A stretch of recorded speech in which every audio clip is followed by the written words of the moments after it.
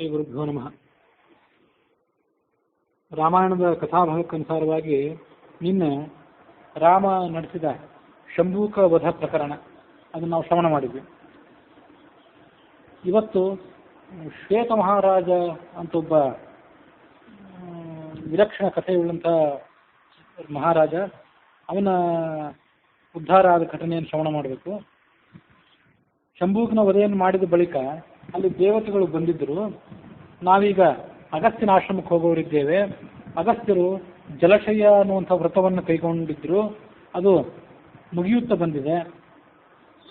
ಮಹರ್ಷಿಗಳನ್ನು ಅಭಿನಂದಿಸಬೇಕು ಅಂತ ನಾವು ಅಲ್ಲಿಗೆ ಹೋಗ್ತಿದ್ದೇವೆ, ನೀನು ಬಾ ಅಂತ ಅವರು ಹೇಳಿದರು.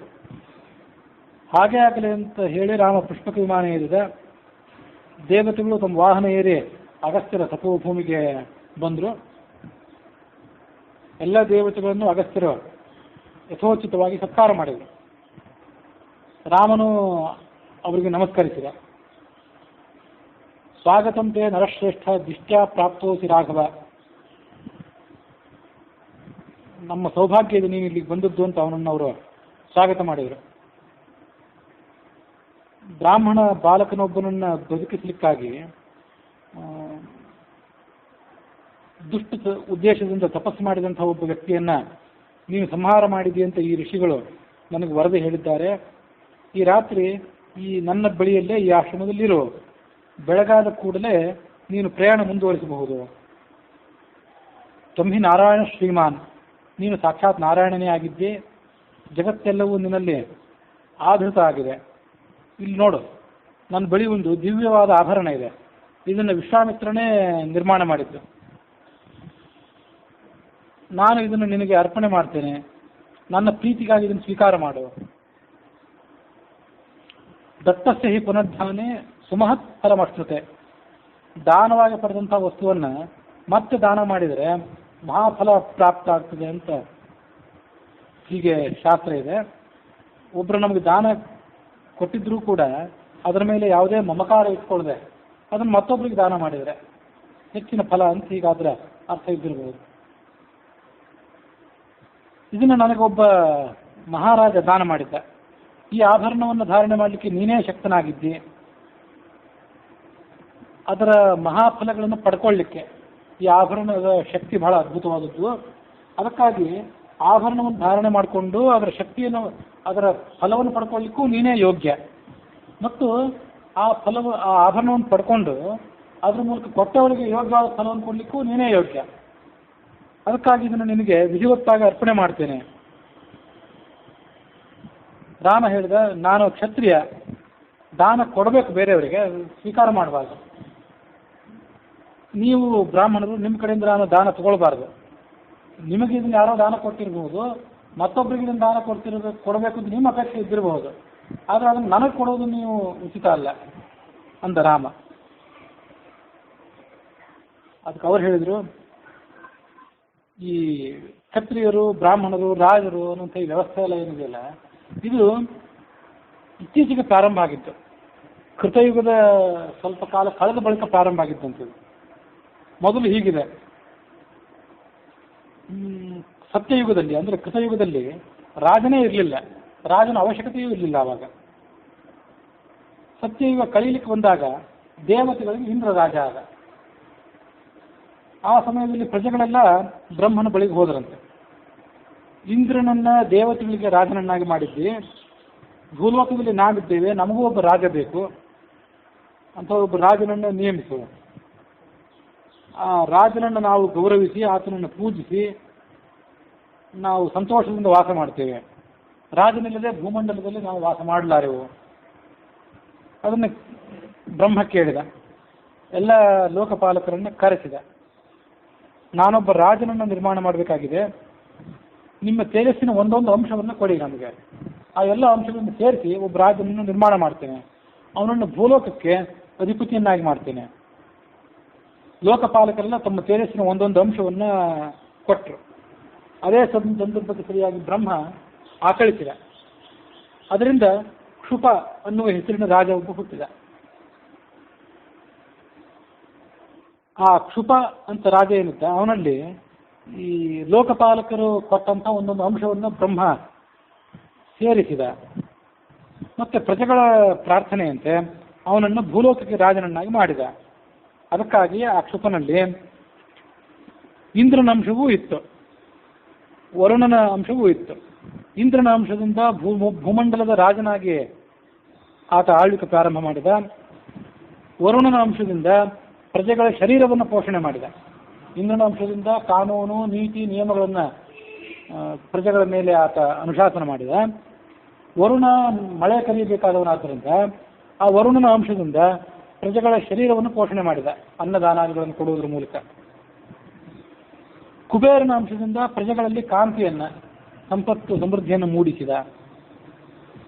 ಯಮನ ಅಂಶದಿಂದ ಅಪರಾಧ ಮಾಡಿದವರಿಗೆ ಶಿಕ್ಷೆ ಕೊಡ್ತಿದ್ದ.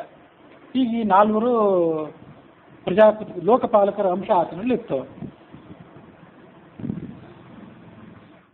ಅದರಂತೆ ಕ್ಷುಪನ ಬಳಿಕ ಯಾವ್ಯಾವ ರಾಜರು ಆಳ್ವಿಕೆ ಪ್ರಾರಂಭ ಮಾಡಿದರು ಅವರಲ್ಲಿ ಎಲ್ಲರಲ್ಲಿ ಕೂಡ ವಿಷ್ಣುವಿನ ಮತ್ತು ಉಳಿದ ಲೋಕಪಾಲಕರ ಅಂಶ ಇತ್ತು.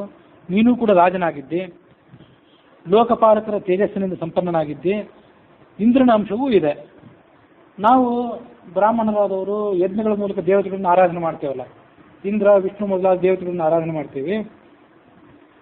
ಅದರಂತೆ ನಿನ್ನನ್ನು ಕೂಡ ಬಂದಂಥ ಅತಿಥಿಯೂ ಹೌದು, ನೀನು ರಾಜನೂ ಹೌದು, ನಿನ್ನನ್ನು ಆರಾಧನೆ ಮಾಡಬೇಕಾದ ನನ್ನ ಕರ್ತವ್ಯ, ಇದನ್ನು ಸ್ವೀಕಾರ ಮಾಡುವುದು ತಪ್ಪಿಲ್ಲ ಅಂದರು ಅಗಸ್ತ್ಯರು. ಆ ದಿವ್ಯಾಭರಣವನ್ನು ಸ್ವೀಕಾರ ಮಾಡಿದ. ಅದಾದ ಬಳಿಕ ಕೇಳಿದ, ಈ ದಿವ್ಯವಾದ ಆಭರಣ ನಿಮಗೆ ಹೇಗೆ ಸಿಕ್ತು? ತಂದು ಕೊಟ್ಟವರು ಯಾರು? ಕುತೂಹಲ ಇದೆ ನನಗೆ, ಹೇಳಿ ಅಂದ. ಯಾಕಂದ್ರೆ ಆಶ್ಚರ್ಯಾನಾಂ ಬಹೂನಾಂಭಿ ನಿಧಿ ಪರಮಕೋ ಭವಾನ್. ಅಗಸ್ತ್ಯರು ಅಂದ್ರೆ ಅಂತಿಂತ ವಿಷಯ ಅಲ್ಲ ಅವರು. ಅಗಸ್ತ್ಯರು ಮಾಡುವಂಥ ಪ್ರತಿಯೊಂದು ಕೆಲಸವೂ ಒಂದೊಂದು ವಿಚಿತ್ರವೇ, ಲೋಕ ಕಲ್ಯಾಣಕ್ಕೆ ಮೂಲವಾದ ಕೆಲಸಗಳೇ ಅವರು. ಅದಕ್ಕಾಗಿ ಇದರ ಹಿಂದೆಯೂ ಕೂಡ ಏನಾದರೂ ಒಂದು ವಿಚಿತ್ರವಾದ ಪ್ರಕರಣ ಇದ್ದಿರಬೇಕು, ನನಗದನ್ನು ಶ್ರವಣ ಮಾಡಿಸಿದೆ ಅಂತ ರಾಮ. ತ್ರೇತಾಯುಗದಲ್ಲಿ ಹಿಂದೆ ನಡೆದಂಥ ಒಂದು ಘಟನೆಯನ್ನ ನಾನು ಹೇಳ್ತೇನೆ ಅಂದ್ರೆ ಅವರು ಅಗಸ್ತ್ಯರು. ತ್ರೇತಾಯುಗದಲ್ಲಿ 100 ಯೋಜನಷ್ಟು ವಿಸ್ತಾರವಾದಂತಹ ಒಂದು ಅರಣ್ಯ ಇತ್ತು. ಅದರ ಚದರ ವಿಸ್ತಾರವೇ 100 ಇತ್ತು. 100 ಯೋಜನ ಉದ್ದ, 100 ಯೋಜನ ಅಗಲ ಅಂತ ವಿಸ್ತಾರವಾದಂಥ ಅರಣ್ಯ ಅದು. ದಂಡಕಾರಣ್ಯನೇ ಅದು. ಅಲ್ಲಿ ಮೃಗ ಪಕ್ಷಿಗಳು ಯಾವುದೂ ಇರಲಿಲ್ಲ. ಒಮ್ಮೆ ಆ ಅರಣ್ಯಕ್ಕೆ ತಪಸ್ಸು ಮಾಡಬೇಕು ಅಂತ ನಾನು ಹೋದೆ. ಗಹನವಾದ ಅರಣ್ಯ, ತಪಸ್ಸಿಗೆ ವಿಘ್ನ ಬರಲಿಕ್ಕಿಲ್ಲ ಅಂತ ಉದ್ದೇಶದಿಂದ ಅಲ್ಲಿಗೆ ಹೋದೆ. ರುಚಿಕರವಾದಂಥ ಭಕ್ಷ್ಯ, ಫಲ, ಮೂಲ ಇತ್ಯಾದಿಗಳು ಅದರಲ್ಲಿ ನನಗೆ ಅನುಕೂಲಕರವಾಗಿದ್ದವು. ನೀರಿತ್ತು, ಸರೋವರಗಳಿದ್ದವು. ಅದರಲ್ಲಿ ಒಂದು ಪುರಾತನವಾದಂಥ ಆಶ್ರಮ ಇತ್ತು. ಆದರೆ ಅದರಲ್ಲಿ ತಪಸ್ವಿ ಯಾರೂ ಇರಲಿಲ್ಲ. ನಾನು ಬೇಸಿಗೆ ಕಾಲದಲ್ಲಿ ಅಲ್ಲಿ ತಂಗಿದ್ದೆ. ಕೆಲವು ಕಾಲ ಆದ ಬಳಿಕ ಪ್ರಾತಃ ಕಾಲದಲ್ಲಿ ಒಮ್ಮೆ ಆ ಸರೋವರದ ಬಳಿಗೆ ಹೋದೆ ಸ್ನಾನ ಮಾಡಬೇಕು ಅಂತ. ಆ ಸರೋವರದ ಬಳಿಯಲ್ಲಿ ಒಂದು ಶವ ಇತ್ತು. ಶವ ಕೊಳತು ಹೋಗಿರಲಿಲ್ಲ, ಹೃಷ್ಟಪುಷ್ಟವಾಗಿತ್ತು, ಸುಂದರವೇ ಆಗಿತ್ತು, ನಿರ್ಮಲವಾಗಿತ್ತು. ಅದು ಶವ ಇಲ್ಲಿ ಹೇಗೆ ಬಂತು? ಶವ ಅಂದ ಮೇಲೆ ಅದು ವಿರೂಪವಾಗಿರಬೇಕು, ಕೊಳತಿರಬೇಕು. ಆದರೆ ಇದರಲ್ಲಿ ಅಂಥ ಸಮಸ್ಯೆ ಏನೂ ಇಲ್ವಲ್ಲ, ಇದು ಹೇಗೆ ಬಂತು ಅಂತ ನಾನು ಆಲೋಚನೆ ಮಾಡ್ತಿದ್ದೆ. ಸರೋವರದ ತೀರದಲ್ಲೇ ಕೂತ್ಕೊಂಡೆ. ಆಗ ಅಲ್ಲಿಗೊಂದು ವಿಮಾನ ಬಂತು ಆಕಾಶದಲ್ಲಿ. ಹಂಸಗಳು ಆ ವಿಮಾನವನ್ನು ಎಳೀತಾ ಇದ್ದವು. ಅದರಲ್ಲಿ ಸ್ವರ್ಗೀಯ ಪುರುಷ ಒಬ್ಬ ಕೂತ್ಕೊಂಡಿದ್ದ. ಸುಂದರನಾಗಿದ್ದ. ಅಪ್ಸರೆಯರು ಆತನ ಸೇವೆ ಮಾಡ್ತಿದ್ರು, ನರ್ತನ ಗಾನವನ್ನು ಮಾಡ್ತಿದ್ರು. ಆತನ ಉಷ್ಣತೆಯ ಪರಿಹಾರಕ್ಕಾಗಿ ಅವರವನಿಗೆ ಗಾಳಿ ಬೀಸ್ತಿದ್ರು. ಆತ ಆ ಸಿಂಹಾಸನವನ್ನು ಬಿಟ್ಟು ವಿಮಾನದಿಂದ ಕೆಳಗಿಳಿದ. ಬಂದವನೇ ಆ ಶವ ಏನಿತ್ತು ಅದನ್ನು ತಿನ್ನಲಿಕ್ಕೆ ಪ್ರಾರಂಭ ಮಾಡಿದ. ಆ ಬಿದ್ದ ಶವವನ್ನು ಯಥೇಚ್ಛವಾಗಿ ತಿಂದ. ಸರೋವರದಲ್ಲಿ ಇಳಿದು ಕೈ, ಕಾಲು, ಮುಖ ಎಲ್ಲ ತೆಗೆದುಕೊಂಡ, ಆಚಮನ ಮಾಡಿದ, ಮತ್ತೆ ವಿಮಾನ ಏರಿದ. ಈಗ ನಾನು ಕೇಳಿದೆ, ನೀನು ಯಾರು? ನೋಡಲಿಕ್ಕೆ ದೇವತಾ ಪುರುಷನಂತೆ ಸುಂದರನಾಗಿದ್ದಿ, ಇಂಥ ಅಸಹ್ಯವಾದ ಆಹಾರವನ್ನು ಬೇರೆ ತಿಂತಾ ಇದ್ದಿ, ಇದಕ್ಕೆರಡಕ್ಕೂ ಹೊಂದಾಣಿಕೆ ಇರುವಂತೆ ಕಾಣ್ತಿಲ್ಲ. ಬಹಳ ಆಶ್ಚರ್ಯ ಅನ್ನಿಸ್ತದೆ.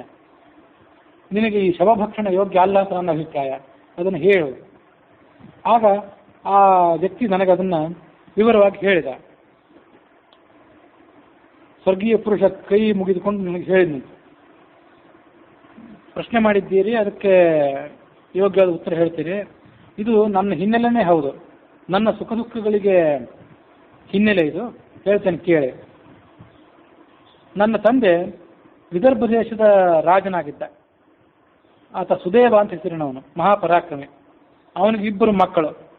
ನಾವು ಅವನಿಗೆ ಇಬ್ಬರು ಪತ್ನಿಯರವನಿಗೆ ನಾವು 2 ಮಕ್ಕಳು ಹುಟ್ಟಿದೆವು. ಒಬ್ಬ ನಾನು ಶ್ವೇತ, ಇನ್ನೊಬ್ಬ ಸುರಥ ಅಂತ ಹೆಸರಿನವನು. ನನ್ನ ತಂದೆ ಸ್ವರ್ಗಸ್ಥನಾದ, ಆಮೇಲೆ ನಾನು ರಾಜನಾದ. ಪ್ರಜೆಗಳ ಹಿತದಲ್ಲಿ ನಾನು ಆಸಕ್ತನಾಗಿ ರಾಜ್ಯಭಾರ ಮಾಡ್ತಿದ್ದೆ. 1000 ವರ್ಷ ಕಳೆದವು. ಒಮ್ಮೆ ಆಕಸ್ಮಿಕವಾಗಿ ನನಗೆ ನನ್ನ ಆಯುಷ್ಯ ಇನ್ನು ತೀರಾ ಕಡಿಮೆ ಇದೆ, ಸದ್ಯದಲ್ಲೇ ನಾನು ಮರಣ ಹೊಂದುವನಿದ್ದೇನೆ ಅಂತ ತಿಳಿಯಿತು. ಇನ್ನು ಈ ಸಾಮ್ರಾಜ್ಯದಲ್ಲಿ ಬದುಕೇನು ಉಪಯೋಗ ಅಂತ ಆಲೋಚನೆ ಮಾಡಿ, ಸಾಯುವುದೇ ಇದ್ದರೆ ತಪಸ್ಸು ಮಾಡಿ ಜನ್ಮ ಸಫಲ ಮಾಡ್ಕೊಳ್ಳೋಣ ಅಂತ ಆಲೋಚನೆ ಮಾಡಿ ಅರಣ್ಯಕ್ಕೆ ಬಂದುಬಿಟ್ಟೆ. ಇದೇ ಅರಣ್ಯಕ್ಕೆ ಬಂದೆ. ಸುಂದರವಾದಂಥ ಈ ಸರೋವರದ ತೀರದಲ್ಲಿ ತಪಸ್ಸು ಮಾಡಲಿಕ್ಕೆ ಪ್ರಾರಂಭ ಮಾಡಿದೆ. ನನ್ನ ತಮ್ಮ ಸುರಥ ಏನಿದ್ದ ಅವನಿಗೆ ಪಟ್ಟಾಭಿಷೇಕ ಮಾಡಿದೆ.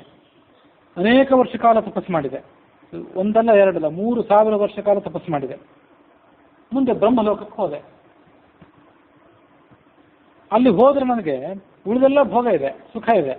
ಹಸಿವು ನೀರಡಿಗೆ ಮಾತ್ರ ಪರಿಹಾರವೇ ಕಾಣ್ತಿಲ್ಲ. ಕೊನೆಯಿಲ್ಲದ ಹಸಿವು, ಕೊನೆಯಿಲ್ಲದ ಬಾಯಾರಿಕೆ. ನನಗೆ ಬಹಳ ವ್ಯಥೆ ಆಯಿತು. ಬ್ರಹ್ಮನ ಬಳಿಗೆ ಹೋದೆ. 3000 ವರ್ಷ ತಪಸ್ಸು ಮಾಡಿದೆ ನಾನು. ಬ್ರಹ್ಮಲೋಕಕ್ಕೆ ಬಂದಿದ್ದೇನೆ. ಬ್ರಹ್ಮಲೋಕಕ್ಕೆ ಬಂದ ಮೇಲೆ ಇಲ್ಲಿ ಯಾವುದೇ ಕೊರತೆ ಇರಬಾರ್ದು, ಹಸಿವು ನೀರಡಿಕೆ ಅಂತೂ ಆಗಲೇಬಾರದು. ಆದರೆ ನನಗೆ ಮಾತ್ರ ಈ ಹಸಿವು ನೀರಡಿಕೆ ಕಾಡ್ತಾ ಇವೆ.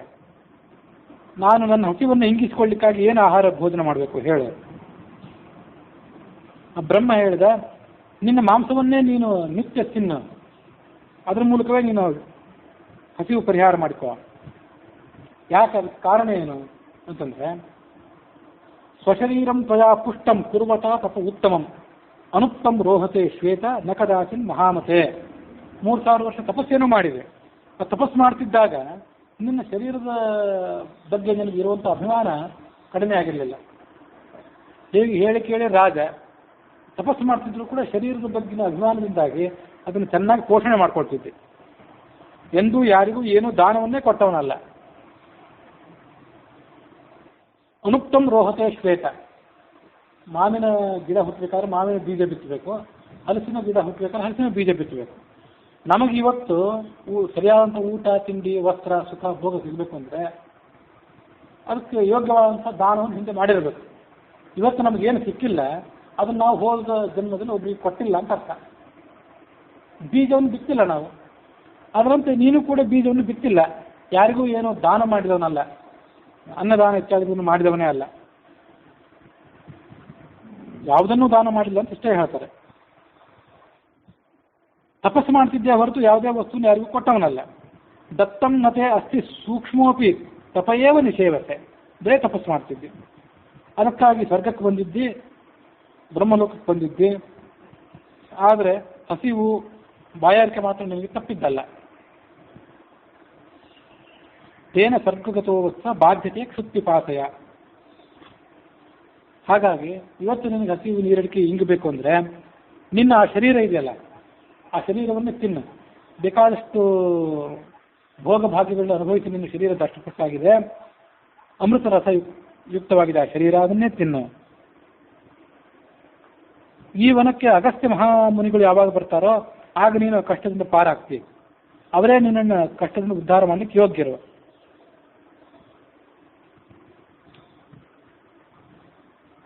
ಆದ್ದರಿಂದ ನಾನು ಬ್ರಹ್ಮನ ಈ ಮಾತನ್ನು ಕೇಳಿ ಅವತ್ತಿನಿಂದ ನಾನು ಶರೀರದ ಮಾಂಸವನ್ನೇ ತಿಂತಿದ್ದೇನೆ. ಹಲವಾರು ವರ್ಷದಿಂದ ಇದನ್ನು ತಿಂತಿದ್ರು ನನ್ನ ಈ ಶರೀರ ಯಾವತ್ತೂ ಕೊನೆಗೊಂಡಿಲ್ಲ. ಅದು ಆ ಶರೀರ, ನನ್ನ ಪಾರ್ಥಿವ ಶರೀರ. ಇವತ್ತು ತಿಂದರೆ ಮತ್ತೆ ನಾಳೆ ಹೇಗಿದೆಯೋ ಹಾಗೆ ಆ ಶರೀರ, ಕಷ್ಟಪಟ್ಟವಾದ ಶರೀರ. ಇದನ್ನು ತಿಂದಿದ್ದರಿಂದ ನನಗೆ ಪೂರ್ಣವಾದಂಥ ತೃಪ್ತಿಯೂ ಆಗ್ತಿದೆ. ನಾನು ಕಷ್ಟದ ಮೂರ್ತ ರೂಪ. ಜಗತ್ತಿನಲ್ಲಿ ಬರ್ಬೋದಂಥ ಎಲ್ಲ ಕಷ್ಟಗಳನ್ನು ನಾನೇ ಅನುಭವಿಸ್ತಿದ್ದೇನೆ. ಕಷ್ಟದಿಂದ ನನ್ನನ್ನು ನೀವು ಪಾರು ಮಾಡಬೇಕು. ಅಗಸ್ತ್ಯರ ಕಾರಣದಿಂದಾಗಿ ನನಗೆ ಈ ದುಃಖದ ಪರಿಹಾರ ಅಂತ ಬ್ರಹ್ಮ ಹೇಳಿದ್ದಾನೆ. ಈ ಗಹನವಾದ ಅರಣ್ಯಕ್ಕೆ ಬರಬೇಕು ಅಂದರೆ ಅದು ಬೇರೆಯವರಿಗೆ ಸಾಧ್ಯ ಇಲ್ಲ, ನೀವು ಅಗಸ್ತ್ಯರೇ ಇದ್ದಿರಬೇಕು. ನಾನೊಂದು ಆಭರಣವನ್ನು ನಿಮಗೆ ಕೊಡ್ತೇನೆ, ಇದನ್ನು ನೀವು ಸ್ವೀಕಾರ ಮಾಡಿ ನನ್ನನ್ನು ಅನುಗ್ರಹಿಸಿರಿ. ಇದು ದಿವ್ಯಾಭರಣ, ಸಾಮಾನ್ಯವಾದ್ದಲ್ಲ ಇದು. ಈ ಅಕ್ಷಯ ಪಾತ್ರ, ಕೌಸ್ತುಭ, ಆಮೇಲೆ ಆ ಮಣಿ ಯಾವುದು, ಶಮಂತಕ ಮಣಿ, ಆ ಮಣಿಗಳಂತೂ ಇದು ಒಂದು. ಚಿನ್ನ, ಧನ, ವಸ್ತ್ರ, ಭಕ್ಷ್ಯ, ಭೋಜ್ಯ, ಆಭರಣ ಎಲ್ಲವನ್ನೂ ಕೊಡ್ತದೆ ಅದು. ಈ ಆಭರಣವನ್ನು ನಿಮಗೆ ನಾನು ಕೊಟ್ಟಿದ್ರ ಮೂಲಕ ಎಲ್ಲ ಥರದ ದಾನಗಳನ್ನು ನಿಮಗೆ ಮಾಡಿದಂತಾಯ್ತು.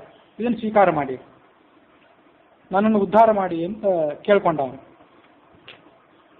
ಅದನ್ನು ಕೇಳಿ ಅಗಸ್ತ್ಯರು ಅದನ್ನು ದಾನವಾಗಿ ತೆಗೆದುಕೊಂಡ್ರು. ಅದನ್ನು ರಾಮನಿಗೆ ಹೇಳಿದರು. ನಾನು ಆತನ ಮೂಲಕ, ಶ್ವೇತ ಅಂತ ಅವನ ಹೆಸರು, ಅವನ ಮೂಲಕ ನಾನು ಆ ಆಭರಣವನ್ನು ದಾನವಾಗಿ ತೆಗೆದುಕೊಂಡೆ. ಆ ಭೂಲೋಕದಲ್ಲಿ ಸರೋವರದ ಪಕ್ಕದಲ್ಲಿ ಬಿದ್ದಿದ್ದಂತಹ ಶವ ಏನಿತ್ತಲ್ಲ, ಆತನ ಶವ ಅದು ಅದೃಶ್ಯ ಆಗಿಬಿಡುತ್ತೆ.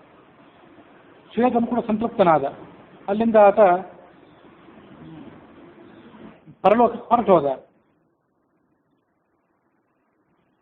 ಅವನು ಈ ದಾನ ನನಗೆ ಯಾಕೆ ಮಾಡಿದ್ದ ಅಂದರೆ, ಹಸಿವು ನೀರಿಡಿಕೆ ಇದನ್ನು ಇಂಗಿಸಿಕೊಳ್ಳುವ ಸಲುವಾಗಿ.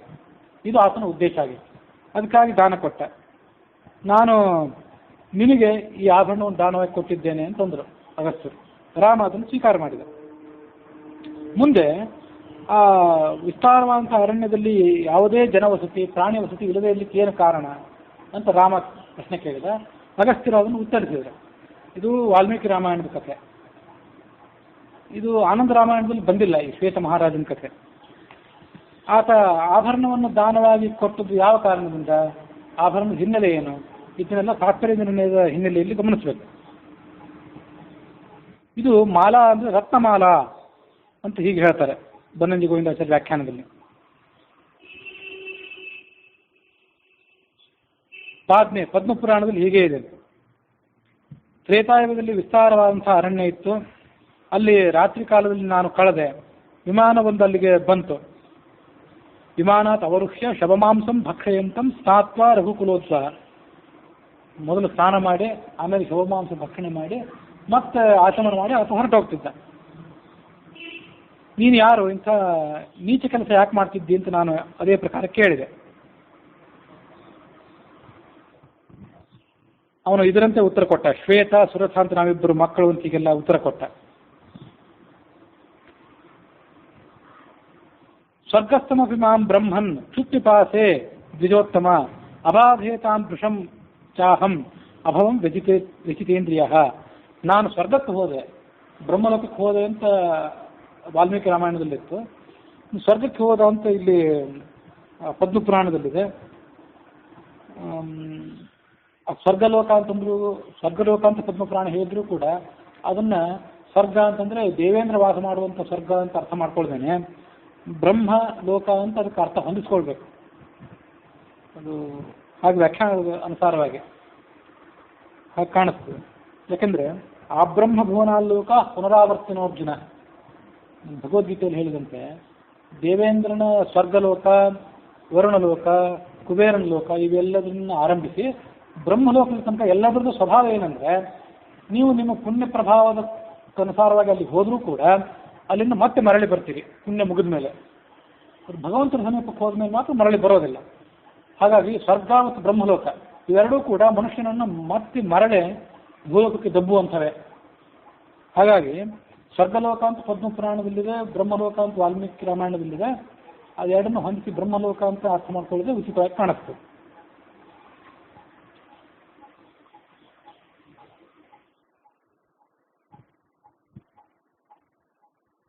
ಅಬಾಧೇತಾಂ ವೃಷಂ ಚಾಹಂ ಅಭವಂ ವ್ಯಚಿತೇಂದ್ರಿಯ ನಾದತ್ತಂ ಜಾಯತೆ ತಾತ ಶ್ವೇತ ಪಶ್ಯ ಮಹೀತಲೆ ಆಗ್ರಹಾತ್ ಭಿಕ್ಷಮಾಣಾಯ ಭಿಕ್ಷಾ ಅಪಿ ಪ್ರಾಣಿನೇ ಪುರ ನಹಿ ದತ್ತಾ ಗೃಹೇ ಭ್ರಾಂತ್ಯ ಮೋಹಾದಚಿತಯೇ ತದಾ.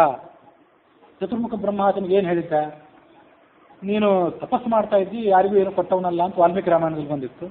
ಈ ಪದ್ಮಪುರಾಣದಲ್ಲಿ ಬಂದಂತೆ ಯಾವನೋ ಒಬ್ಬ ಭಿಕ್ಷುಕ ನಿನ್ನ ಬಳಿಗೆ ಬಂದಿದ್ದ ಏನೋ ಕೇಳಲಿಕ್ಕೆ. ನೀನು ಅದನ್ನೂ ಅವನಿಗೆ ಕೊಡಲಿಲ್ಲ, ಅವಾಗ ದಾನವೇ ಮಾಡಲಿಲ್ಲ ನೀನು. ಅದಕ್ಕಾಗಿ ಸ್ವರ್ಗದಲ್ಲಿ ನೀನು ಬಂದು ಕುಳಿತುಕೊಂಡ್ರೂ ಕೂಡ ನಿನಗೆ ಹಸಿವು ಬಾಯಾರಿಕೆ ಬಿಟ್ಟದ್ದಲ್ಲ.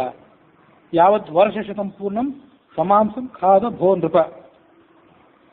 100 ವರ್ಷಗಳ ಕಾಲ ತವಮಾಂಸ ಭಕ್ಷಣೆ ಮಾಡುವಂತ ಚತುರ್ಮುಖ ಬ್ರಹ್ಮ ಹೇಳಿದ್ದ. ಅಗಸ್ತ್ಯ ಈ ಅರಣ್ಯಕ್ಕೆ ಬಂದಾಗ, ಶ್ವೇತಾರಣ್ಯಕ್ಕೆ ಬಂದಾಗ ನಿನ್ನನ್ನು ಆತ ರಕ್ಷಣೆ ಮಾಡ್ತಾನೆ. ದಂಡಕಾರಣ್ಯ ಅಂತ ಅದಕ್ಕೆ ಹೆಸರು, ಶ್ವೇತಾರಣ್ಯ ಅಂತ ಕೂಡ ಅದ್ರದ್ದೊಂದು ಹೆಸರು ಇದ್ದಿರಬಹುದು.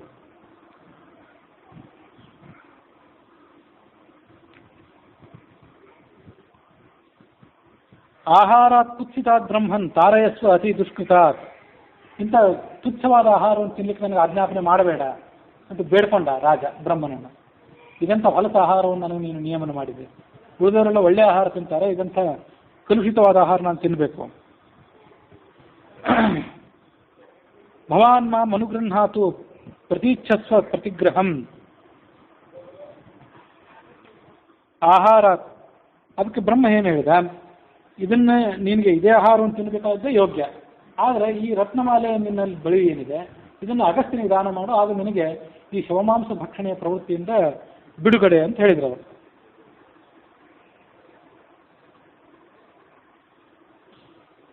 ಅದರಂತೆ ಆತ ಅದನ್ನು ಅಗಸ್ತ್ಯರಿಗೆ ಅರ್ಪಣೆ ಮಾಡಿದ. ಅಗಸ್ತ್ಯರು ಅದನ್ನು ಸ್ವೀಕಾರ ಮಾಡಿ ಅಲ್ಲಿಂದ ಅದನ್ನು ಬಿಡುಗಡೆ ಮಾಡಿದರು ಅಂತ ಪದ್ಮಪುರಾಣ ವಾಲ್ಮೀಕಿ ರಾಮಾಯಣದಲ್ಲಿ ನಾವು ನೋಡುವಂಥ ಕಥೆ ಇದೆ. ಅದಕ್ಕೆ ವ್ಯತ್ಯಾಸ, ಸ್ವಲ್ಪ ವ್ಯತ್ಯಾಸ ಏನು ತಿಳ್ಕೊಳ್ಬೇಕು ತಾತ್ಪರ್ಯ ನಿರ್ಣಯದ ಪ್ರಕಾರ ಅಂತಂದರೆ, ಅವನು ದೊಡ್ಡ ದೊಡ್ಡ ಯಜ್ಞಗಳನ್ನು ಕೂಡ ಮಾಡಿದ್ನಂತೆ. ತಾತ್ಪರ್ಯ ನಿರ್ಣಯದಲ್ಲಿ ಹಾಗಿದೆ, ಅನನ್ನ ಯಜ್ಞಕೃತ್ ಶ್ವೇತಃ, ಅನ್ನದಾನದ ಮಹತ್ವ ಇದೆ. ಬಿಕಾಸ್ ಯಜ್ಞ ಮಾಡಿದ್ದ, ಆಗ ಅನ್ನದಾನನೇ ಮಾಡ್ತಿರ್ಲಿಲ್ಲ. ಅನನ್ನವಾದಂತಹ ಯಜ್ಞವನ್ನು ಮಾಡಿದ್ರ ಮೂಲಕ ಅವನು ಇಂಥ ಹಸಿವು ಬಾಯಾರಿಕೆಗಳಿಗೆ ಬಲಿಯಾಗಬೇಕಾಯಿತು.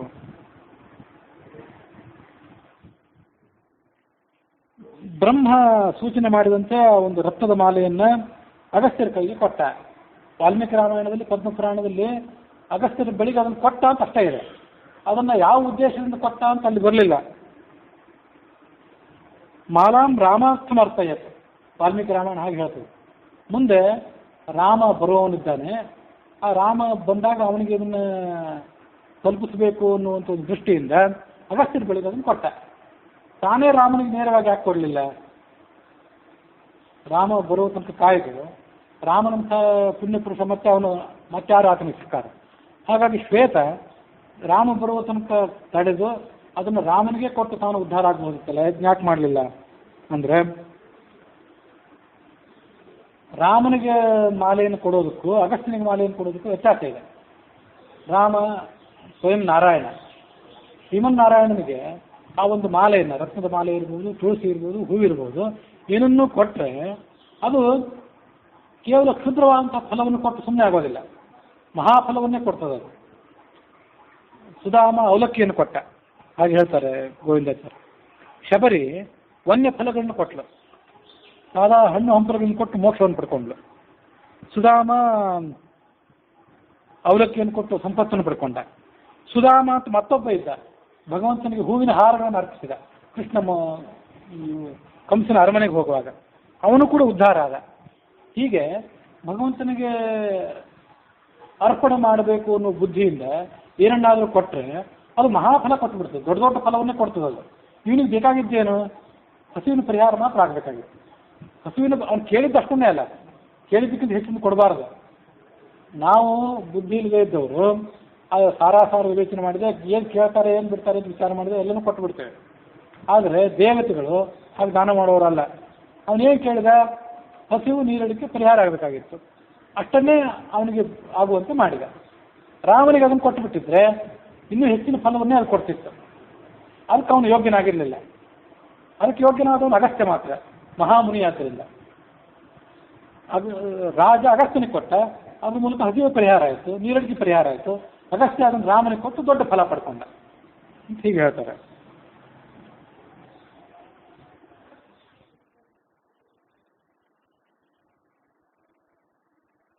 ಬ್ರಹ್ಮನ ವರದಿಂದ ಆ ಹೆಣ ಮತ್ತೆ ಮತ್ತೆ ಮಾಂಸವನ್ನು ಪಡ್ಕೊಳ್ತಿತ್ತು, ಅದು ಸಮೃದ್ಧವಾಗಿರ್ತಿತ್ತು, ಕೊಳೀತಿರ್ಲಿಲ್ಲ.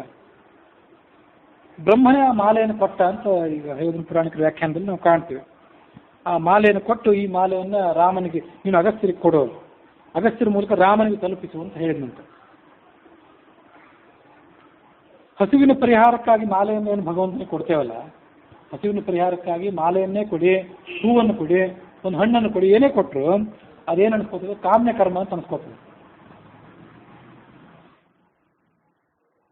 ಸಾಕ್ಷಾತ್ತಾಗಿ ಶ್ವೇತ ಮಹಾರಾಜ ಏನಾದರೂ ರಾಮನಿಗೆ ಆ ಮಾಲೆಯನ್ನು ಕೊಟ್ಟುಬಿಟ್ಟಿದ್ರೆ ಕಾಮ್ಯ ಫಲ ಹೆಚ್ಚಾಗಿ ಅದನ್ನು ಸಿಕ್ಕಿಬಿಡ್ತದೆ. ವಿಪರೀತವಾದ ಕಾಮ್ಯ ಫಲ ಸಿಕ್ಕಿಬಿಟ್ಟಿದ್ರೆ, ಆ ಕಾಮ್ಯ ಫಲ ಹೆಚ್ಚಾಗಿ ಸಿಕ್ಕರೆ ಅದೊಂದು ಮೋಕ್ಷಕ್ಕೆ ಅಡಚಣೆಯೇ. ಜೀವಿಯಾದವನು ಈ ಸಂಸಾರದ ಭಾರವನ್ನು ಕಳೆದುಕೊಂಡು ಮೋಕ್ಷವನ್ನು ಪಡ್ಕೊಳ್ಬೇಕು ಅಂತ ಏನಾದರೂ ಅಪೇಕ್ಷೆ ಪಟ್ಟಿದ್ರೆ ಆತ ಪಾಪಗಳನ್ನು ಮಾಡಬಾರದು. ಅದಂತೂ ಎಲ್ಲರಿಗೂ ಗೊತ್ತಿದ್ದಿದ್ದೆ. ದುಷ್ಟ ಕರ್ಮಗಳನ್ನು ಮಾಡಬಾರದು, ಶಾಸ್ತ್ರ ವಿರುದ್ಧವಾದ ಕರ್ಮಗಳನ್ನು. ಅದರ ಜೊತೆಗೆ ಕಾಮ್ಯ ಕರ್ಮಗಳನ್ನು ಕೂಡ ಮಾಡಬಾರ್ದಂತೆ. ಕಾಮ್ಯ ಕರ್ಮಗಳು ಕೂಡ ಮನುಷ್ಯನ ಬಂಧನದ ಬಿಡುಗಡೆಗೆ ಅಡ್ಡಿ ತಂದೊಡ್ತವೆ. ಅದಕ್ಕಾಗಿ ಭಗವದ್ಗೀತಾದಲ್ಲಿ ಶುಭಾಶುಭ ಪರಿತ್ಯಾಗಿ, ಅಶುಭವನ್ನಂತೂ ಬಿಡಲೇಬೇಕು, ದುಷ್ಟ ಕರ್ಮಗಳನ್ನು ಮನುಷ್ಯ ಬಿಡಲೇಬೇಕು, ಒಳ್ಳೆಯ ಕರ್ಮಗಳನ್ನು ಬಿಡಬೇಕಂತೆ. ಒಳ್ಳೆಯ ಕರ್ಮಗಳು ಅಂದರೆ ಯಾವುದು? ಸಂಧ್ಯಾವಂದನ ಇತ್ಯಾದಿ ನಿತ್ಯ ಕರ್ಮಗಳನ್ನು ಮಾಡ್ತೀವಲ್ಲ ಅವಲ್ಲ, ಅದನ್ನೆಲ್ಲರೂ ಮಾಡಲೇಬೇಕು. ಆದರೆ ಇವು ಯಾವನ್ನೂ ಕೂಡ, ಯಾವುದೇ ದಾನ ಯಜ್ಞ ಇತ್ಯಾದಿ ಯಾವುದೇ ಮಹಾ ಕಾರ್ಯವನ್ನು ಕೂಡ ಕಾಮ್ಯ ಫಲದ ದೃಷ್ಟಿಯಿಂದ ಮಾಡಬಾರ್ದು. ಕಾಮ್ಯ ಫಲದ ದೃಷ್ಟಿಯಿಂದ ಮಾಡಿದರೆ ನನಗೆ ಇಂಥ ಸುಖ ಸಿಗಲಿ, ಇಂಥ ಪದವಿ ಸಿಗಲಿ, ಇಂಥ ಸ್ಥಾನ ಮಾನ ಸಿಗಲಿ ಅಂತ ನೀವು ಅಪೇಕ್ಷೆ ಪಟ್ಟು ಏನಾದರೂ ಒಂದು ಸತ್ಕಾರ್ಯ ಮಾಡಿಬಿಟ್ರೆ ನೀವು ಕೇಳ್ಕೊಂಡ್ರೆ ಅದನ್ನು ಮತ್ತೆ ಹುಟ್ಟಿ ಅದನ್ನು ಅನುಭವಿಸಲೇಬೇಕು. ಅದನ್ನು ತಪ್ಪಿಸುವಂತಿಲ್ಲ.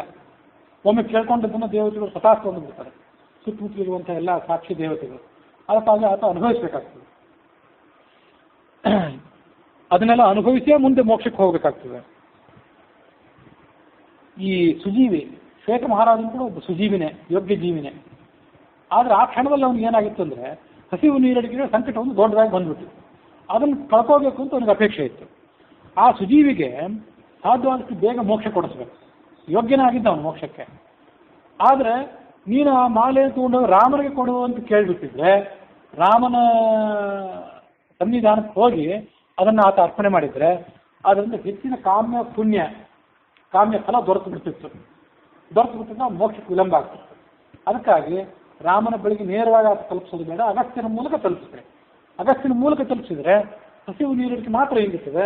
ಇವನಿಗೆ ಕಾಮ್ಯ ಫಲ ಹೆಚ್ಚು ದೊರೆಯೋದಿಲ್ಲ, ಇವನ ಮೋಕ್ಷಕ್ಕೆ ಬೇಗ ಈತ ಹೋಗ್ಲಿಕ್ಕೆ ಅದು ತೊಂದರೆ ಮಾಡೋದಿಲ್ಲ ಅಂತ ಉದ್ದೇಶ ಇತ್ತು. ಮೋಕ್ಷಕ್ಕೆ ವಿಳಂಬ ಮಾಡಬಾರ್ದು ಅಂತ ಯೋಗ್ಯ ಪುರುಷನಿಗೆ. ಅದಕ್ಕಾಗಿ ಕರುಣಾಳುವಾದಂಥ ಬ್ರಹ್ಮ ಅಲ್ಪವಾದ ಕಾಮ್ಯ ಫಲವನ್ನು ಮಾತ್ರ ಆರಾಧನೆಗೆ ಕೊಡಿಸಿಲ್ಲ, ಮಹಾ ಕಾಮ್ಯ ಫಲವನ್ನು ಕೊಡಿಸಲಿಲ್ಲ. ಮಹಾ ಕಾಮ್ಯ ಫಲ ಕೊಡಿಸಿಬಿಟ್ರೆ ಮತ್ತಷ್ಟು ವಿಳಂಬ.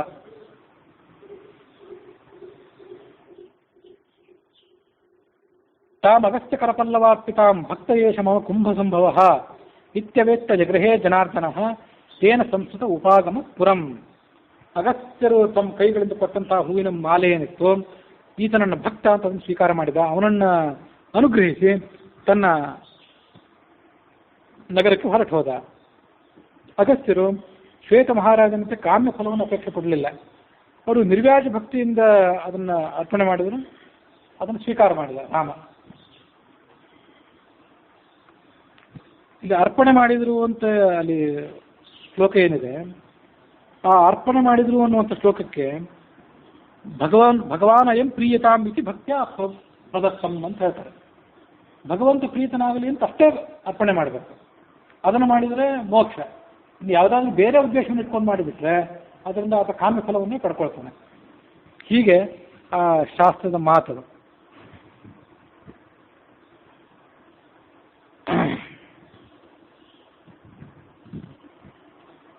ಹೀಗೆ ಅಗಸ್ತ್ಯರನ್ನು ಆತ ಅನುಗ್ರಹಿಸಿದ. ಶ್ವೇತ ಮಹಾರಾಜನ ಬಿಡುಗಡೆಯನ್ನು ಕೂಡ ಪರೋಕ್ಷವಾಗಿ ಮಾಡಿಸಿದ. ಅಲ್ಲಿಂದ ರಾಮ ಹೊರಟೋಗಿಬಿಟ್ಟ. ಆನಂದ ರಾಮಾಯಣದಲ್ಲಿ ಕಥೆ ಬರಲಿಲ್ಲ, ಈ ಹಿಂದಿನ ಹೇಳಿದಲ್ಲಿ. ವಾಲ್ಮೀಕಿ ರಾಮಾಯಣ ಮತ್ತು ನಿರ್ಣಯದಲ್ಲಿ ಮಾತ್ರ ಬಂದಂಥ ಕಥೆ ಇದು. ಈ ಮುಂದೆ ಹೀಗೆ ಕಥೆ ಇದೆ. ಆ ಶ್ವೇತ ಮಹಾರಾಜ ವಿದರ್ಭ ಪ್ರದೇಶದಲ್ಲಿ ವಾಸ ಮಾಡ್ತಿದ್ನಲ್ಲ, ಆ ಭಯಂಕರವಾದಂಥ ಅರಣ್ಯ ಜನವಸತಿಯಿಂದ ರಹಿತವಾಗಿತ್ತು. ಅಲ್ಲಿ ಯಾವುದೇ ಪ್ರಾಣಿಯೂ ಕೂಡ ಇರಲಿಲ್ಲ ಅಂತೆಲ್ಲ ಹೇಳಿದ್ರಿ. ಆ ರಾಜ ಅಲ್ಲಿಗೆ ಆಟಕ್ಕಾಗಿ ಬಂದ. ಯಾವ ಕಾರಣದಿಂದಾಗಿ ಆ ಪ್ರದೇಶ ಘೋರವಾದಂಥ ಅರಣ್ಯವಾಯಿತು, ಅದರ ಅರಣ್ಯದ ಹಿನ್ನೆಲೆಯನ್ನು ಹೇಳಿ ಅಂತ ರಾಮ ಕೇಳಿದ. ಆಗ ಅಗಸ್ತ್ಯರು ಆ ಕಥೆಯನ್ನು ಮತ್ತೆ ವಿಸ್ತಾರವಾಗಿ ಹೇಳಿ ಪ್ರಾರಂಭ ಮಾಡಿದರು. ಈ ಕೃತಯುಗದಲ್ಲಿ ಹಿಂದೆ ವಯೋಸ್ವತ ಮನು ಭೂಮಂಡಲವನ್ನು ರಾಜ್ಯಭಾರ ಮಾಡ್ತಿದ್ದ. ಅವನಿಗೆ ಇಕ್ಷ್ವಾಕು ಅನ್ನುವ ಹೆಸರಿನ ಮಗ ಇದ್ದ. ಇದು ಸೂರ್ಯವಂಶದ ಕಥೆ ಅದು. ಆ ವಯೋಸುಧಮನು ಆತ ಸೂರ್ಯನ ಮಗ. ತನ್ನ ಮಗ ಇಕ್ಷ್ವಾಕುವನ್ನು ಭೂಮಂಡಲದ ಸಿಂಹಾಸನದ ಮೇಲೆ ಕೂಡಿಸಿದ. ರಾಜವಂಶವನ್ನು ಮುಂದುವರಿಸುವಂತ ಹೇಳಿದ. ಮಗ ಆಯಿತು ಅಂದ. ಪ್ರಜೆಗಳ ರಕ್ಷಣೆಯನ್ನು ಮಾಡು, ದಂಡದಿಂದ ದುಷ್ಟರನ್ನು ಶಿಕ್ಷಣೆ ಮಾಡು, ಅಪರಾಧ ಮಾಡದೇ ಇದ್ದವರಿಗೆ ಮಾತ್ರ ಯಾವುದೇ ಕಾರಣಕ್ಕೂ ಶಿಕ್ಷೆ ಕೊಡಬೇಡ ಅಂತೆಲ್ಲ ಹೇಳಿದ ಅಪ್ಪ. ಇವನು ಹಾಗೇ ಆಗಲಿ ಅಂದ. ಬ್ರಹ್ಮಲೋಕಕ್ಕೆ ಹೊರಟು ಹೋದ ವಯೋಸುಧಮನು. ಇಕ್ಷ್ವಾಕುವಿಗೆ ಇನ್ನು ತಾನು ಸಿಂಹಾಸನಕ್ಕೆ ಬಂದ ಮೇಲೆ ಪುತ್ರರನ್ನು ಪಡ್ಕೊಳ್ಬೇಕು, ಆ ಮೂಲಕ ವಂಶಾಭಿವೃದ್ಧಿ ಮಾಡಬೇಕು ಅಂತ ಅಪೇಕ್ಷೆ ಬಂತು. ಸಾಕಷ್ಟು ಯಜ್ಞ, ದಾನ, ತಪಸ್ಸು ಇತ್ಯಾದಿಗಳನ್ನು ಮಾಡಿದ. ದೇವಕುಮಾರರಂತೆ ಇದ್ದಂಥ 100 ಜನ ಮಕ್ಕಳನ್ನು ಪಡ್ಕೊಂಡ. ಅದನ್ನೆಲ್ಲ ಹರಿವಂಶದಲ್ಲಿ ಹೇಳಿದ್ದೆ. ಸುಮ್ಮನೆ ಅದನ್ನ ಮೇಲಿಂದ ಮೇಲೆ ಪರಾಮರ್ಶೆ ಮಾಡ್ತಿರ್ಬೇಕು. ಆತ ಸಿಂಹಾಸನಕ್ಕೆ ಏರುವ ಹೊತ್ತಿಗಾಗಲೇ ಅವನಿಗೆ ಮದುವೆನೂ ಆಗಿದ್ದಿರಬೇಕು. ಆದರೆ ಮಕ್ಕಳನ್ನು ಪಡ್ಕೊಳ್ಬೇಕು ಅಂತ ಆತ ಆಲೋಚನೆ ಮಾಡಿದ ಅಂತಿದೆ. ಆಲೋಚನೆ ಮಾಡಿ ಪ್ರಯತ್ನ ಮಾಡಿದ ಅಂತ. ಯಾವ ಪ್ರಯತ್ನ ಅಂದರೆ ಯಜ್ಞ, ದಾನ ಇತ್ಯಾದಿಗಳ ಪ್ರಯತ್ನ.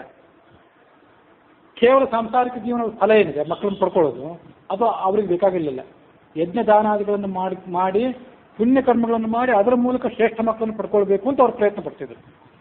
ಅದಕ್ಕಾಗಿ ಅಷ್ಟೆಲ್ಲ ಆತ ತಪಸ್ಸು ಮಾಡಿದ ಮೇಲೆ 100 ಜನ ಮಕ್ಕಳು ಅವನಿಗೆ ಹುಟ್ಟಿದರು. ಒಬ್ಬ ಮಾತ್ರ, ಕೊನೆಯವನು ಮಾತ್ರ ಮೂರ್ಖನಾಗಿದ್ದ, ದುಷ್ಟನೂ ಆಗಿದ್ದ. ಅಲ್ಲಿ ಯಾರಿಗೂ ಅಣ್ಣಂದ್ರಿಗಾಗಲಿ ಹಿರಿಯರಿಗಾಗಲಿ ಶುಶ್ರೂಷೆ ಮಾಡ್ತಿರ್ಲಿಲ್ಲ. ಮಂದಬುದ್ಧಿಯಾದವನು ಇವನು. ಮುಂದೆ ಇವನಿಗೆ ಒಂದು ದಿವಸ ಶಾಸ್ತಿ ಆಗಲಿಕ್ಕಿದೆ, ಪ್ರತೀಕಾರ ಅನುಭವಿಸ್ತಾನೆ ಇವನು ಅಂತ ಅಪ್ಪನಿಗೆ ಗೊತ್ತಿತ್ತು. ಅದಕ್ಕೆ ಅವನಿಗೆ ದಂಡ ಅಂತಲೇ ಹೆಸರಿಟ್ಟಿರುತ್ತೆ. ಆ ಹುಡುಗನ ಮೇಲೆ ದಂಡ ಪ್ರಯೋಗ ಆಗೋದಿತ್ತು. ಏನೋ ಒಂದು ತಪ್ಪು ಕೆಲಸ ಮಾಡ್ತಾನವನು, ಅದ್ರ ಮೂಲಕ ದಂಡ ಪ್ರಯೋಗ ಆಗೋದಿತ್ತು. ಹೆಸರು ಅವನಿಗೆ ದಂಡ ಅಂತಲೇ ಇತ್ತು. ಇನ್ನೇನು ಮಾಡಬೇಕು? 100 ಜನ ಮಕ್ಕಳಿಗೆ ಸಾಮ್ರಾಜ್ಯವನ್ನೆಲ್ಲ ಹಂಚಿಕೊಟ್ಟ. ಇವನಿಗೊಂದು ಪ್ರದೇಶ ಕೊಡಬೇಕಲ್ಲ. ಆ ವಿಂಧ್ಯ ಪರ್ವತ ಮತ್ತು ಶೈವಲ ಪರ್ವತ ಅಂತ ಪ್ರದೇಶ ಏನಿತ್ತು, ಅದರ ನಡುವಿನ ಭಯಂಕರವಾದಂಥ ಒಂದು ಪ್ರದೇಶ, ಅದನ್ನು ಆತ ಕೊಟ್ಟುಬಿಟ್ಟ. ಆ ತಪ್ಪಲ ಪ್ರದೇಶಕ್ಕೆ ದಂಡ ರಾಜನಾದ. ಅಲ್ಲಿ ಮಧುಮಂತ ಅನ್ನುವ ಹೆಸರಿನ ಒಂದು ನಗರವನ್ನು ಕಟ್ಟಿಕೊಂಡ. ಶುಕ್ರಾಚಾರ್ಯರನ್ನು ತನ್ನ ಪುರೋಹಿತನನ್ನಾಗಿ ನೇಮನ ಮಾಡಿಕೊಂಡ. ಕೆಲವು ಕಾಲ ಹೀಗೆ ರಾಜ್ಯಭಾರ ಮಾಡಿದ. ಏನು ವಿಶೇಷ ಘಟನೆ ನಡೆಯಲಿಲ್ಲ. ಒಮ್ಮೆ ಈ ದಂಡ ಮಹಾರಾಜ ವಸಂತ ಋತುವಿನ ಚೈತ್ರ ಮಾಸದ ಸಂದರ್ಭದಲ್ಲಿ ಶುಕ್ರಾಚಾರ್ಯರ ಆಶ್ರಮಕ್ಕೆ ಬಂದ. ಶುಕ್ರರು ಇರಲಿಲ್ಲ. ಅವರ ಮಗಳು ದೇವಯಾನಿ ಗೊತ್ತು ಎಲ್ಲರಿಗೂ, ಅರಜ ಅಂತ ಇವಳು ಮತ್ತೊಬ್ಬಳು. ಇವಳು ಆ ಅರಣ್ಯದಲ್ಲಿ ಇದ್ದಳು.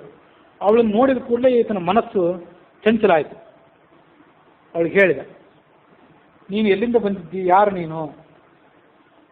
ನನ್ನ ಮನಸ್ಸು ನಿನ್ನ ಬಗ್ಗೆ ಆಕರ್ಷಿತ ಆಗಿದೆ, ಅದನ್ನು ನಿನ್ನ ಪರಿಚಯ ಮಾಡಿಕೊಡು. ಶುಕ್ರಾಚಾರ್ಯನ ಮಗಳು ನಾನು, ಅರಜ ಅಂತ ಹೆಸರಿನವಳು, ಇದೇ ಆಶ್ರಮದಲ್ಲಿ ಇರ್ತೇನೆ. ಈ ರಾಜನ ದುರುದ್ದೇಶ ತಿಳಿಯಿತು ಅವಳಿಗೆ. ಬಲಾತ್ಕಾರವಾಗಿ ನನ್ನನ್ನು ಮುಟ್ಟಬೇಡ, ನಾನು ಕನ್ಯೆಯಾಗಿದ್ದೇನೆ, ತಂದೆಗೆ ಅಧೀನಳು. ನನ್ನ ತಂದೆ ಬ್ರಾಹ್ಮಣ, ತಪಸ್ವಿ, ಮೇಲಾಗಿ ನಿನಗೆ ಗುರು. ಆತ ಏನಾದರೂ ಕುಪಿತ ಆದರೆ ನಿನ್ನ ಮೇಲೆ ಪ್ರತೀಕಾರ ಮಾಡ್ತಾನೆ. ನಿನಗೆ ನನ್ನನ್ನು ಮದುವೆ ಆಗಬೇಕು ಅಂತ ಏನಾದರೂ ಅಪೇಕ್ಷೆ ಇದ್ದರೆ ನಮ್ಮ ತಂದೆಯನ್ನೇ ಪ್ರಾರ್ಥನೆ ಮಾಡು. ಸ್ವೇಚ್ಛೆಯಿಂದ ಏನಾದರೂ ಮುಂದುವರೆದಿ ಅಂತಾದರೆ ಭಯಂಕರವಾದ ದುಷ್ಪರಿಣಾಮವನ್ನು ಅನುಭವಿಸ್ತಿ. 3 ಲೋಕವನ್ನೇ ಅವರು ಸುಟ್ಟು ಬಿಟ್ಟಾರು.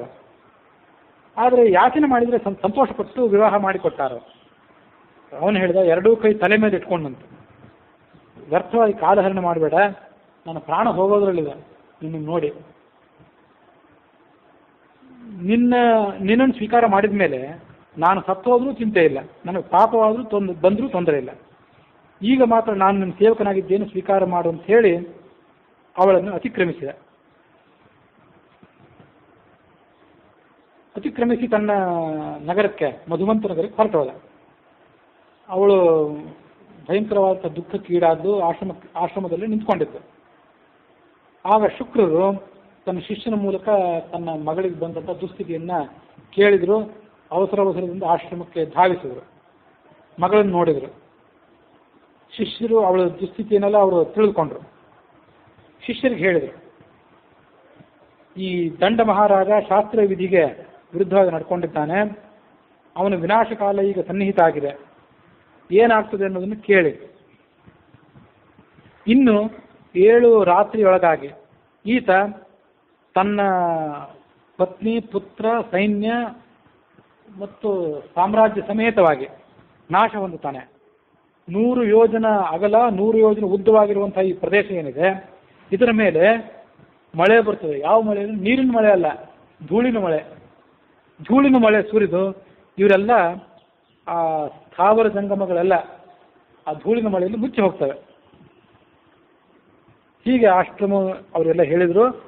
ಆದರೆ ಆಶ್ರಮದಲ್ಲಿದ್ದಂಥ ಪ್ರಜೆಗಳಿಗೆ ಹೇಳಿದರು, ನೀವಿಲ್ಲಿಂದ ಹೊರಟು ಹೋಗಿ ಅಂತ. ಮಗಳಿಗೂ ಹೇಳಿದರು, ನೀನು ಮಾತ್ರ ಈ ಆಶ್ರಮದಲ್ಲೇ ಇರು, ಪರಮಾತ್ಮನಲ್ಲಿ ಮನಸ್ಸಿಟ್ಕೊಂಡು ತಪಸ್ಸು ಮಾಡು, ನಿನ್ನ ದುಸ್ಥಿತಿ ಪರಿಹಾರ ಆಗುವಂಥ ಒಂದು ಸಂದರ್ಭ ಬರ್ತದೆ. ಯಾರು ನಿನ್ನನ್ನು ಅತಿಕ್ರಮಿಸಲಿಕ್ಕೆ ಬಂದರೆ ಅವರು ಕೂಡ ಧೂಳಿನ ಮಳೆಯಲ್ಲಿ ಸಿಕ್ಕೊಂಡು ನಾಶವಾಗಿ ಹೋಗ್ತಾರೆ, ನೀನು ಹೆದರಬೇಕಾಗಿಲ್ಲ. ಹಾಗೆ ಆಗಲಿ ಅಂದ್ಲು ಮಗಳು. ಅವರು ಬೇರೆ ಪ್ರದೇಶಕ್ಕೆ ಹೊರಟೋಗಿಬಿಟ್ರು. ಅದರಂತೆ 7 ದಿವಸಗಳಲ್ಲಿ ಧೂಳಿನ ಮಳೆ ಬಂದು ಅದೆಲ್ಲ ಭಸ್ಮೀಭೂತ ಆಗಿ ಹೋಯಿತು.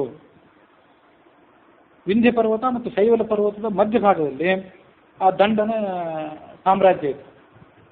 ಅದು ಮಳೆ ಈ ಧೂಳಿನ ಮಳೆ ಬಂದಿದ್ದರಿಂದಾಗಿ ಅದೆಲ್ಲ ಮುಚ್ಚಿ ಹೋಯಿತು. ಅದಕ್ಕಾಗಿ ಮುಂದೆ ಅದು ದಂಡಕಾರಣ್ಯ ಅಂತ ಅನಿಸ್ಕೊಳ್ತು. ಈ ದಂಡಕಾರಣ್ಯನೇ ಈ ದಕ್ಷಿಣ ಭಾರತದ ಈ ಪ್ರದೇಶ ಏನಿದೆ, ದಖನ್ ಪ್ರಸ್ಥಭೂಮಿ, ಇದೇ ದಂಡಕಾರಣ್ಯ ಅಂತ ಹೇಳ್ತಾರೆ. ಇನ್ನೊಮ್ಮೆ ಕಪಿಗಳು ಸೀತೆಯನ್ನು ಹುಡುಕಾಡಿಕೊಂಡು ಸಂಚಾರ ಮಾಡ್ತಿದ್ದಾಗ ಅದನ್ನು ಹೇಳಿದ್ದೆ. ಹಾಗಾಗಿ ಅದಕ್ಕೆ ದಂಡಕಾರಣ್ಯ ಅಂತ ಹೆಸರು ಬಂತು. ಅದಕ್ಕೆ ಜನಸ್ಥಾನ ಅಂತ ಕೂಡ ಹೆಸರು. ಆ ಜನಸ್ಥಾನದಲ್ಲೇ ಒಂದು ಕಡೆ ಆ ಖರದೂಷಣ ಮೊದಲಾದವರು ಇದ್ರು. ನೀನು ಹೇಳಿದಂತೆ ಎಲ್ಲ ಪ್ರಶ್ನೆಗಳಿಗೂ ಯಥೋಚಿತವಾಗಿ ಉತ್ತರ ಕೊಟ್ಟಿದ್ದೇನೆ. ಎಲ್ಲ ಮಹರ್ಷಿಗಳು ಸ್ನಾನ ಮಾಡಿ ಶುಚಿರ್ಭೂತರಾಗಿ ಸೂರ್ಯೋಪಾಸನೆ ಮಾಡ್ತಿದ್ದಾರೆ. ಸೂರ್ಯೋಪಾಸನೆ ಮಾಡುವಂತಹ ಸಂದರ್ಭ ಬಂದಿದೆ. ನೀನು ಕೂಡ ಶುಚಿರ್ಭೂತನಾಗಿ ಆಚಮನ, ಸಂಧ್ಯಾ ಉಪಾಸನೆ ಇತ್ಯಾದಿಗಳನ್ನು ಮಾಡು, ಹೋಗು ಅಂತ ಅವರು ಅಗಸ್ತ್ಯರು ಆತನನ್ನ ಕಳಿಸಿಕೊಟ್ರು. ರಾಮ ಅದರಂತೆ ಆ ಆಶ್ರಮಕ್ಕೆ ಹೋದ, ಅಲ್ಲಿ ಆಚಮನ ಮಾಡಿದ. ಸಂಧ್ಯಾೋಪಾಸನೆಯನ್ನು ಮುಗಿಸಿ ಅಗಸ್ತ್ಯರ ಆಶ್ರಮಕ್ಕೆ ಬಂದು ಮುಟ್ಟಿದ. ಅಲ್ಲಿ ಆತ ಗಡ್ಡೆ, ಗೆಣಸು ಇತ್ಯಾದಿಗಳನ್ನು ತಿಂದ. ಕೆಲವು ದಿವ್ಯೌಷಧಗಳನ್ನು ಸ್ವೀಕಾರ ಮಾಡಿದ. ಅಗಸ್ತ್ಯರು ರಾಮನ ಭೋಜನಕ್ಕೆ ಅದನ್ನೆಲ್ಲ ತಯಾರು ಮಾಡಿದ್ರಂತೆ. ಮುಪ್ಪು, ಸಾವು ಇತ್ಯಾದಿಗಳನ್ನು ಪರಿಹಾರ ಮಾಡುವಂತಹ ದಿವ್ಯವಾದ ಔಷಧಗಳನ್ನು ಒಳಗೊಂಡಂತಹ ಒಂದು ಭೋಜನ, ಶಾಲ್ಯನ್ನ ಅಂತ, ಬಹಳ ಶ್ರೇಷ್ಠ ಗುಣಮಟ್ಟದ ಒಂದು ಅಕ್ಕಿ. ಆ ಅಕ್ಕಿಯ ಅನ್ನವನ್ನು ಅವರು ನಿರ್ಮಾಣ ಮಾಡಿಸಿಕೊಟ್ರು. ಅದರಂತೆ ಭೋಜನ ಮಾಡಿದ. ರಾತ್ರಿ ಅಲ್ಲೇ ಕಳೆದ. ಬೆಳಗಿನ ಕಾರ್ಯಗಳನ್ನು ಮುಗಿಸಿ ಅವರಿಗೆ ನಮಸ್ಕಾರ ಮಾಡಿದ. ರಾಜಧಾನಿಗೆ ಹೋಗ್ತಿದ್ದೇನೆ, ಪ್ರಯಾಣಕ್ಕೆ ಅನುಮತಿ ಕೊಡಿ, ಮತ್ತೆ ನಾನು ನಿಮ್ಮಲ್ಲಿಗೆ ಬರ್ತೇನೆ. ಯಾತಕ್ಕೆ ಬರ್ತೇನೆ ಅಂದರೆ, ನನ್ನನ್ನು ನಾನು ಶುದ್ಧ ಮಾಡ್ಕೊಳ್ಬೇಕು. ತಪಸ್ಸುಗಳ ಕಡೆ ಹೋಗೋದು ಅಂದರೆ ನಿನ್ನೆ ಸಮಯಹರಣ ಮಾಡಲಿಕ್ಕೆ, ಬೇಸರ ಕಳಲಿಕ್ಕೆ ಹೋಗುವಂಥದ್ದಲ್ಲ. ತಪಸ್ಸುಗಳ ಬಳಿಗೆ ಹೋದರೆ ಶರೀರ, ಆತ್ಮ, ಮನಸ್ಸೆಲ್ಲವೂ ಶುದ್ಧ ಆಗಬೇಕು. ಶುದ್ಧ ಆಗಲಿಕ್ಕೆ ಅವ್ರ ಬಳಿಗೆ ಹೋಗೋದು. ಅದಕ್ಕಾಗಿ ಮತ್ತೊಮ್ಮೆ ನಾನು ನಿಮ್ಮ ಕಡೆ ಬರ್ತೀನಿ ಅಂದ. ಅಗಸ್ತ್ಯರು ಧರ್ಮಚಕ್ಷುಗಳು, ಧರ್ಮವೇ ಅವ್ರ ಕಣ್ಣು. ಹಾಗೇ ಆಗಲಿ ಅಂದರು. ಅದ್ಭುತವಾದ ಮಾತು ನಿಂದು, ಸುಂದರವಾದ ಮಾತು, ಸುಂದರವಾದಂಥ ವಾಕ್ಯಗಳನ್ನು, ಪದಗಳನ್ನು ಸೇರಿಸಿ ಮಾತಾಡಿದ್ದಿ. ನಿಜ ಹೇಳಬೇಕು ಅಂದರೆ, ನೀನು ನನ್ನ ಬಳಿಗೆ ಬಂದು ನೀನೇನು ಪಾವನ ಆಗಬೇಕಾಗಿಲ್ಲ, ನೀನೇ ನಮ್ಮೆಲ್ಲರನ್ನು ಪಾವನಗೊಳಿಸ್ತಿ. ಪಾವನ ಸರ್ವಭೂತಾನಂ ತ್ವಮೇವ ರಘುನಂದನ ಮುಹೂರ್ತಮಪಿ ರಾಮ ತ್ವಾಂ ಯೇ ಅನುಪಶ್ಯಂತಿ ಕೇಚನ ಪಾವಿತಾಹ ಸ್ವರ್ಗಭೂತಾಶ್ಚ ಪೂಜ್ಯಾಸ್ತೆ ತ್ರಿದಿವೇಶ್ವರೈಹಿ. ಯಾರೇ ಆಗಲಿ ಒಂದೇ ಕ್ಷಣ ನಿನ್ನನ್ನು ನೋಡಿದರೆ, ಒಂದೇ ಮುಹೂರ್ತ ನಿನ್ನನ್ನು ನೋಡಿದರೆ ಅವರು ಪರಮ ಪವಿತ್ರರಾಗ್ತಾರೆ. ಸ್ವರ್ಗಕ್ಕೆ ಹೋಗಿ ದೇವತೆಗಳ ಸನ್ಮಾನ ಗೌರವವನ್ನು ಪಡ್ಕೊಳ್ತಾರೆ.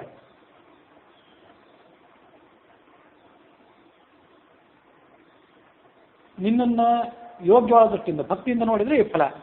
ದುಷ್ಟ ದೃಷ್ಟಿಯಿಂದ, ಗೌರವವಿಲ್ಲದೆ, ಭಕ್ತಿ ಇಲ್ಲದೆ, ತಾತ್ಸಾರದಿಂದ ನಿನ್ನನ್ನು ಯಾರು ನೋಡಿದರೆ ಅವರ ಮೇಲೆ ಯಮನ ದಂಡ ಬೀಳೋದು ನಿಶ್ಚಿತ. ಬಿದ್ದು ನರಕಕ್ಕೆ ಅವರ ಗತಿ. ಹೀಗೆ ಸಮಸ್ತ ಪ್ರಾಣಿಗಳನ್ನು ಪವಿತ್ರಗೊಳಿಸುವನು ನೀನು. ನಿನ್ನ ಕಥಾಮೃತ ಯಾರು ಕೇಳ್ತಾರೋ ಅವರೆಲ್ಲ ಥರ ಸಿದ್ಧಿ ಪಡ್ಕೊಳ್ತಾರೆ. ಹಾಗಾಗಿ ಕುಶಲಿಯಾಗಿ ಪ್ರಯಾಣ ಮಾಡು, ನಿನಗೆ ಯಾವುದೇ ತೊಂದರೆ ಬರೋದಿಲ್ಲ. ಅವರಿಗೆ ನಮಸ್ಕಾರ ಮಾಡಿದ ರಾಮ. ಅಲ್ಲಿಂದ ಪುಷ್ಪಕ ವಿಮಾನವನ್ನು ನೇರಿ ಆತ ಹೊರಟ. ಉಳಿದ ಋಷಿಗಳು ಕೂಡ ಆ ಪುಷ್ಪಕ ವಿಮಾನವನ್ನು ಸುತ್ತುವರೆದು ರಾಮನನ್ನ ಆಶೀರ್ವದಿಸಿದರು. ಮಧ್ಯಾಹ್ನದ ಸಮಯಕ್ಕೆ ಅಯೋಧ್ಯೆಗೆ ಬಂದ. ಅರಮನೆ ದೊಡ್ಡದಾಗಿ ಅರಮನೆ ಏನಿರ್ತದಲ್ಲ ಆ ಹಜಾರದಂತೆ ಅಗ್ರಹಾರದ ರೀತಿಯಲ್ಲಿ ಅದರ ನಡುವೆ ಒಂದು ವಿಸ್ತಾರವಾದಂಥ ಜಾಗ ಇರ್ತದೆ. ಇಂಥ ಒಂದು ಜಾಗ, ಆ ಜಾಗದಲ್ಲಿ ಆ ಪುಷ್ಪಕ ವಿಮಾನ ಬಂದು ಇಳಿತು. ಆ ಅರಮನೆಯ ಮಧ್ಯದ ಅಂಗಳದಲ್ಲಿ ವಿಮಾನದಿಂದ ಕೆಳಗಿಳಿದ ವಿಮಾನವನ್ನು ಕಳಿಸಿಕೊಟ್ಟ. ಲಕ್ಷ್ಮಣ ಭರತಾದಿಗಳನ್ನ ನೀನು ಸಮೀಪಿಸು, ನಾನು ಬಂದಿದ್ದೇನೆ ಅಂತ ಹೇಳು, ರಾಮ ಬಂದಿದ್ದೇನೆ ಅಂತ ಹೇಳು, ನನ್ನ ಬಳಿಗೆ ಅವರನ್ನು ಕೊಟ್ಟು ಕಳಿಸು ಅಂತ ಆತ ಹೇಳಿದ ಅನ್ನೋಲ್ಲಿಗೆ ವಾಲ್ಮೀಕಿ ರಾಮಾಯಣದ ಉತ್ತರಕಾಂಡದ 82ನೇ ಸರ್ಗ ಮುಕ್ತಾಯ ಆಗಿದೆ.